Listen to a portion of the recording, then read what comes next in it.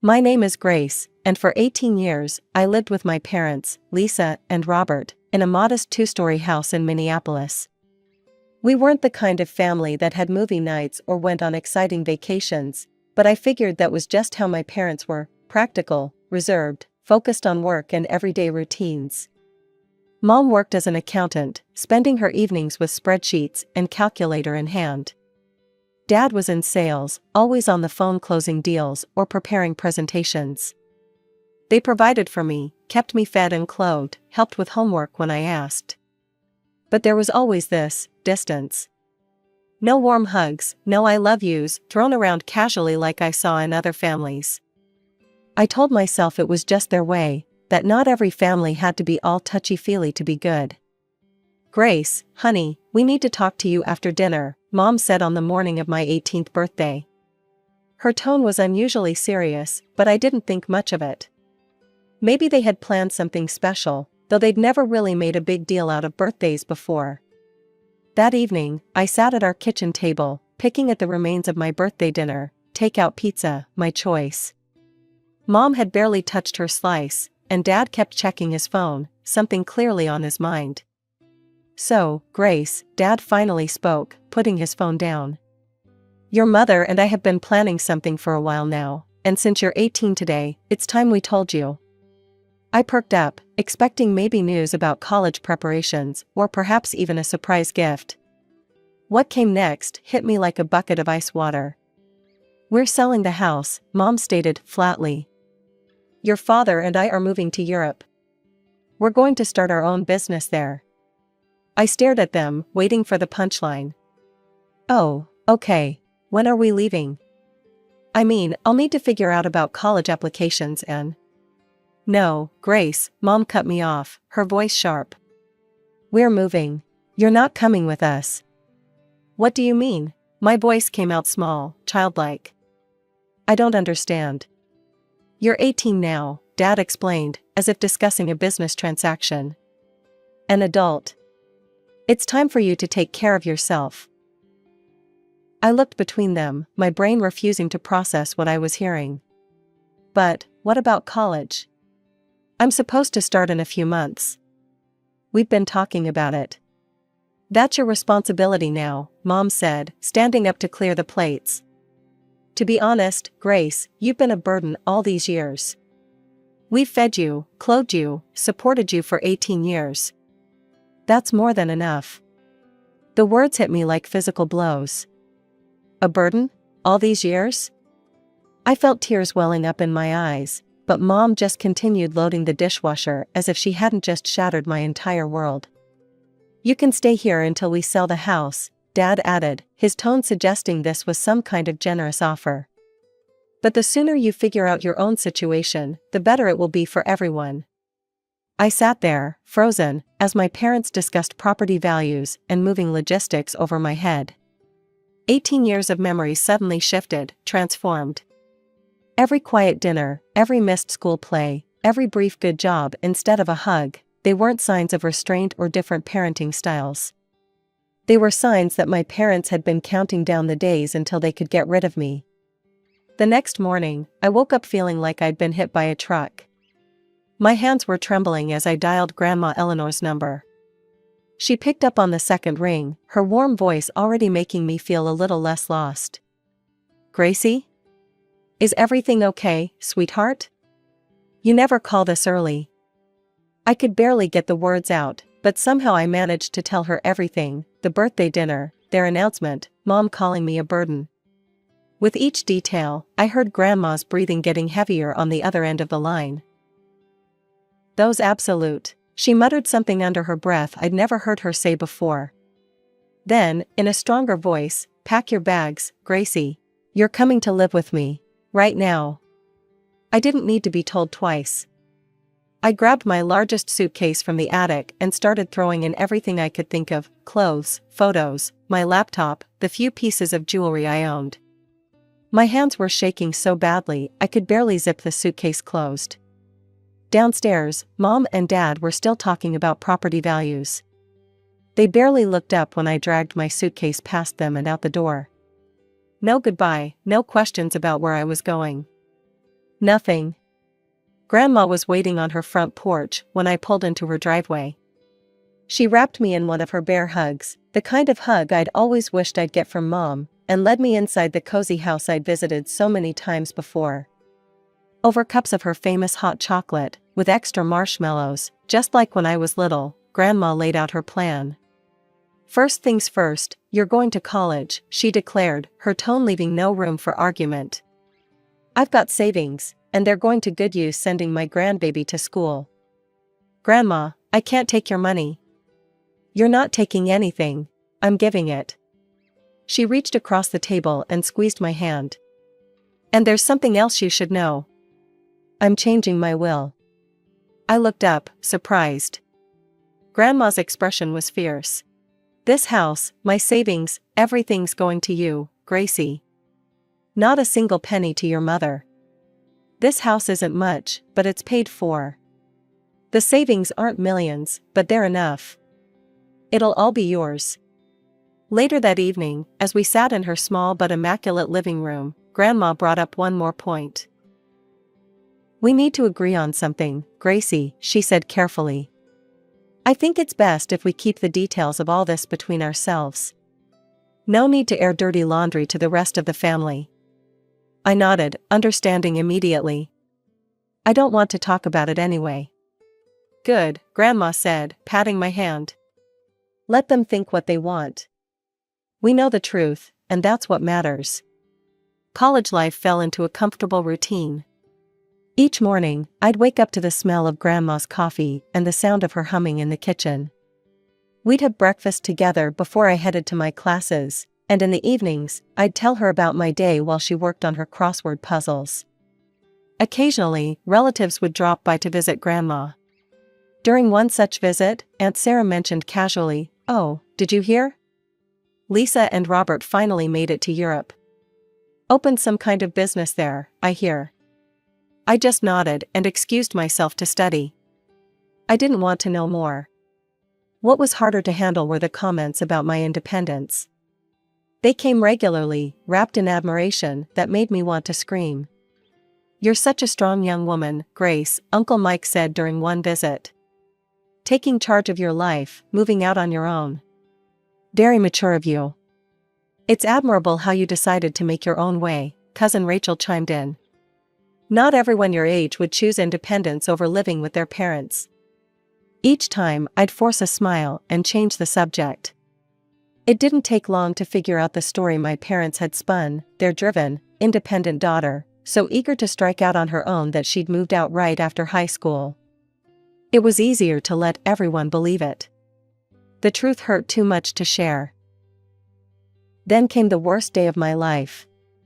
Grandma had been feeling tired for weeks, but we both brushed it off as just age catching up with her. By the time we realized it was more than that, it was too late. The doctor said words like aggressive and advanced stage, and before I knew it, I was holding her hand in a hospital room, watching her slip away. "You're the best thing that ever happened to me, Gracie," she whispered one night, her voice weak but her eyes clear. "Don't you ever forget that." She died 3 months later, a year before I was set to graduate. The funeral was small but well attended by family. Everyone came except my parents.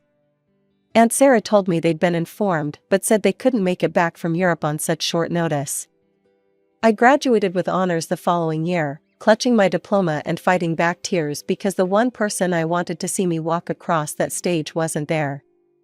But Grandma had prepared me for everything, even her absence.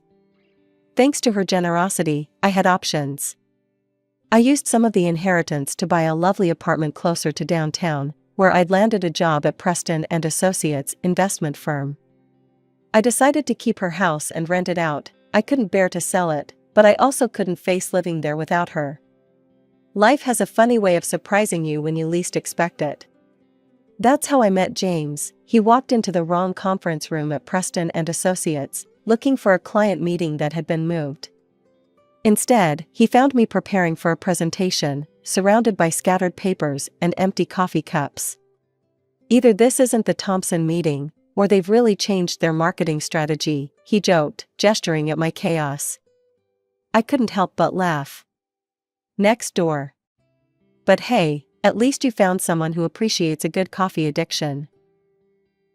One coffee date led to another, and before I knew it, we were spending every free moment together. James was different from anyone I'd ever met, warm, genuine, and incredibly patient. When I finally told him about my parents one night, he just held me and listened, not trying to fix anything or offer empty platitudes. "You didn't deserve that," was all he said, wiping away my tears. Not any of it. A year and a half after that wrong turn into my conference room, James took me to dinner at the restaurant where we'd had our first date. He seemed nervous all evening, fidgeting with his napkin and checking his pocket every few minutes. When dessert arrived, I found a ring nestled next to my chocolate soufflé, a stunning diamond that caught the candlelight and scattered it across our table. "I want to build a family with you," he said, his voice shaking slightly. "A real one, filled with all the love you should have had all along." I said yes through happy tears, and for the first time in years, I felt truly, completely whole. The next day, I posted a photo on social media, my hand with the ring, James hugging me from behind. "Said yes to forever with my best friend," I wrote, my heart so full of joy I thought it might burst. 2 days later, the message appeared in my inbox. My mother's name popped up, and my stomach lurched. "Dearest Grace, your father and I just saw your wonderful news. We are so incredibly happy for you. We know we have no right to ask this, but we've spent years regretting how we treated you.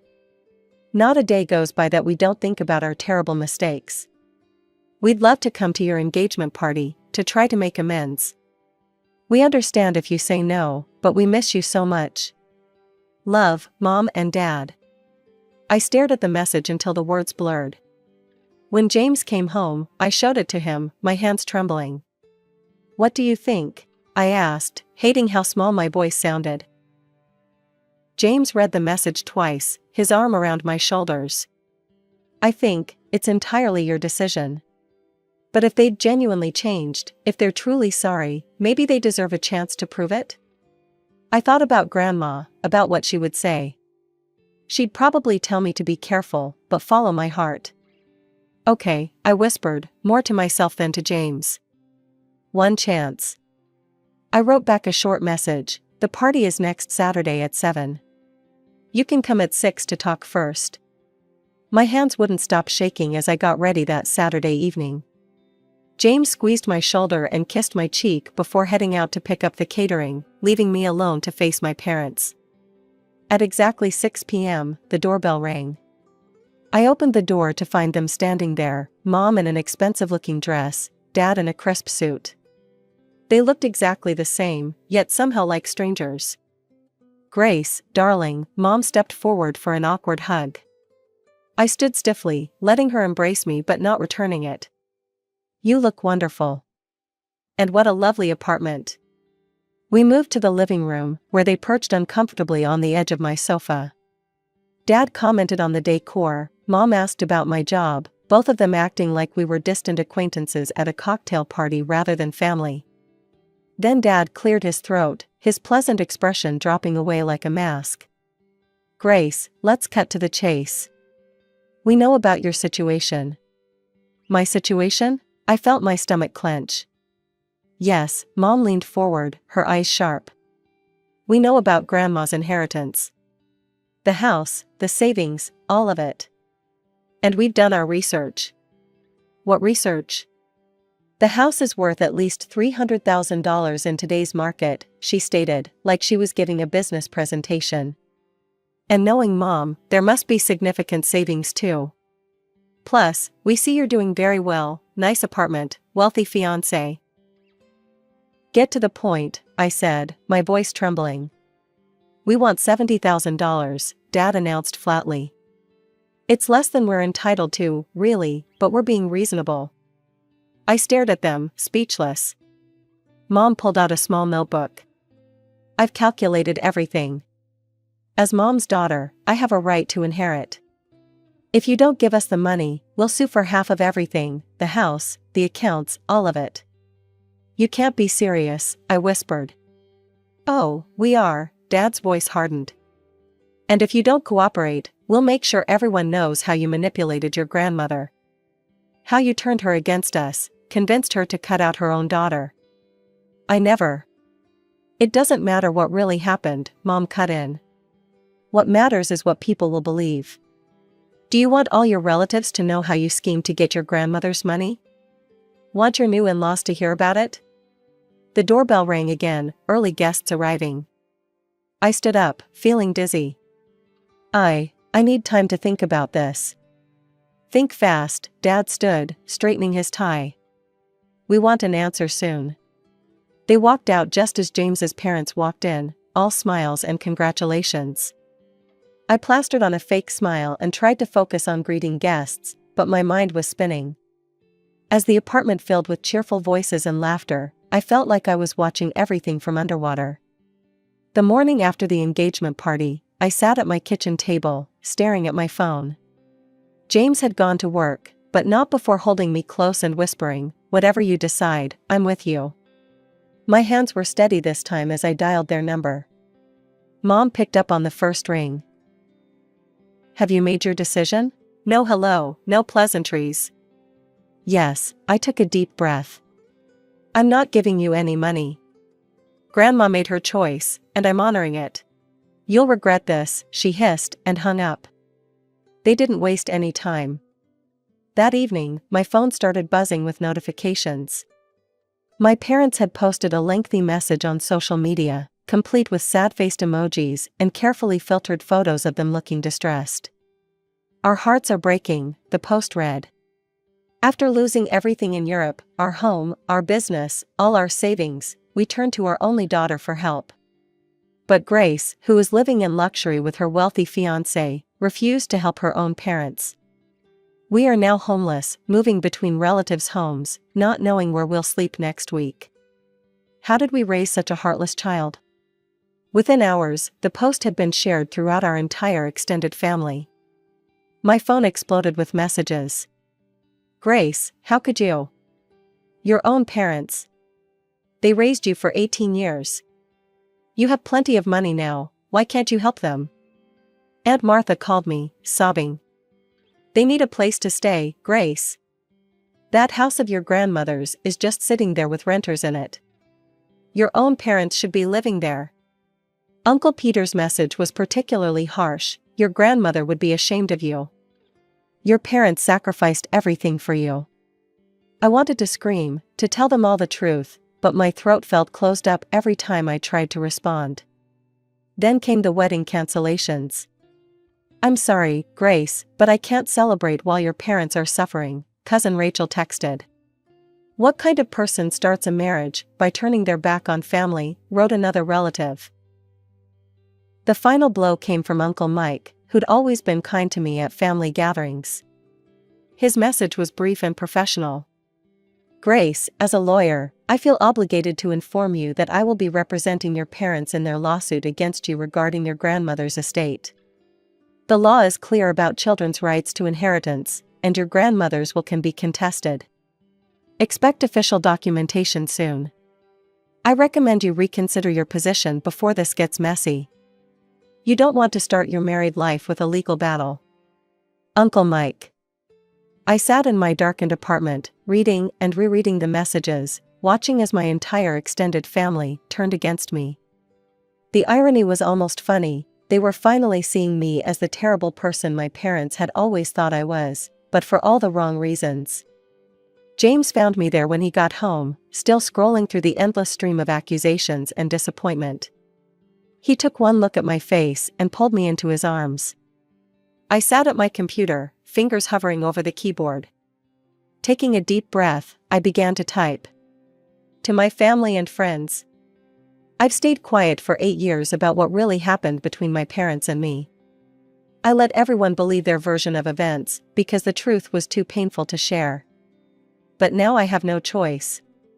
On my 18th birthday, my parents sat me down and told me they were selling our house and moving to Europe. They informed me I wouldn't be coming with them.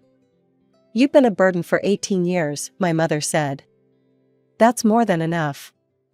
They refused to help with college, refused to support me in any way. I was given until the house sold to figure out my own situation.